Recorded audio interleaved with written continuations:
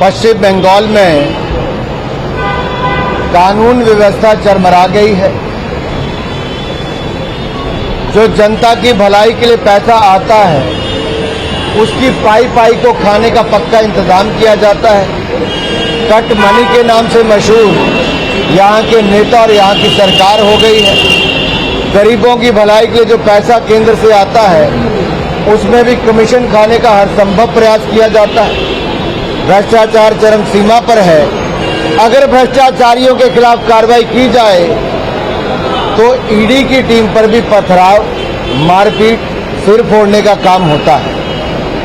आखिरकार देश का पैसा, देश की जनता का पैसा अगर उसका हिसाब लेने का नाम आए तो भ्रष्टाचारियों को संरक्षण देने का काम, शेल्टर देने का काम पश्चिम बंगाल की सरकार क्यों करती है। अब सवाल ये खड़ा होता है कि क्या यहाँ की माननीय मुख्यमंत्री ममता बनर्जी जी, क्या उनकी पकड़ अपने मंत्रियों, अपने सांसदों, अपने विधायकों पर नहीं? क्या लूट की खुली छूट ये उन्होंने दे रखी है कि इनके लोग इनकी सुनते नहीं? अगर लूटने वालों के खिलाफ कार्रवाई की जाए तो उन्हीं अधिकारियों के खिलाफ इनके गुंडे, इनके अधिकारी, इनके कार्यकर्ता टूट पड़ते हैं, मारते हैं। ये देश में कहीं नहीं होता, पश्चिम बंगाल में होता है। ये कैसी परिस्थिति खड़ी हो गई? लॉ एंड ऑर्डर की एक भयंकर समस्या यहां पर है जिसका बार बार उदाहरण देखने को मिलता है। पिछले कल देश ने राष्ट्रीय युवा दिवस मनाया।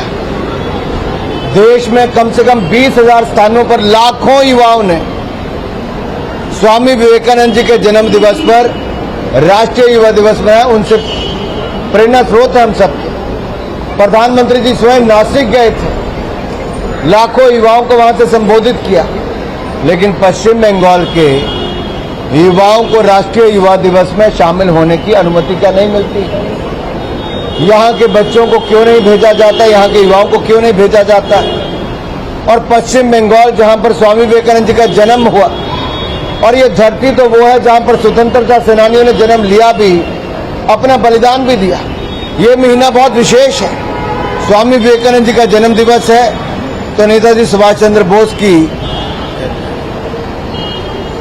दूसरी ओर डॉक्टर श्यामा प्रसाद मुखर्जी हो या फिर रविंद्रनाथ टैगोर हो, एक के बाद दूसरा ऐसे महान नेता की बात आती है जिसने बंगाल ही नहीं पूरे देश के लिए अपना बहुत बड़ा योगदान दिया है।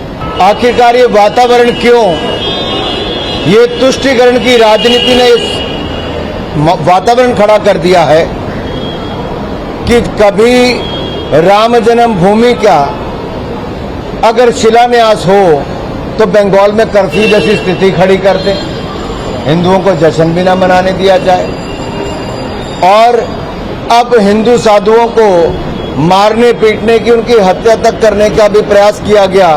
इस तरह की घटनाएं सामने आई और राज्य की सरकार मूक दर्शक बन के बैठी रहे। मीडिया के मित्रों ने जब ये बात को उठाया तब जाकर अब ये थोड़ी कार्रवाई की है।